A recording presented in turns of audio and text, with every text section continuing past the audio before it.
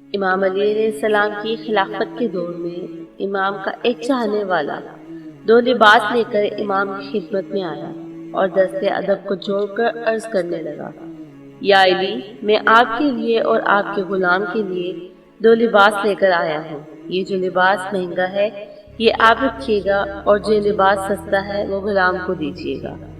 इमाम अली अलैहिस्सलाम ने उस शख्स की मोहब्बत देखकर वो हदिया कबूल कर लिया। जैसे ही वो गया तो मौला कायनात अलैहिस्सलाम ने कंबर को तलब किया।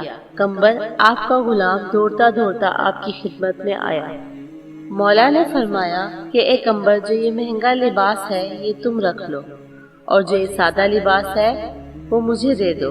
उसने कहा, या अली, मैं आपका गुलाम हूँ, ये सादा लिबास मुझे दे दें और ये अच्छा लिबास आप रखें। आपने फरमाया, कंबर, तुम जवान हो, ये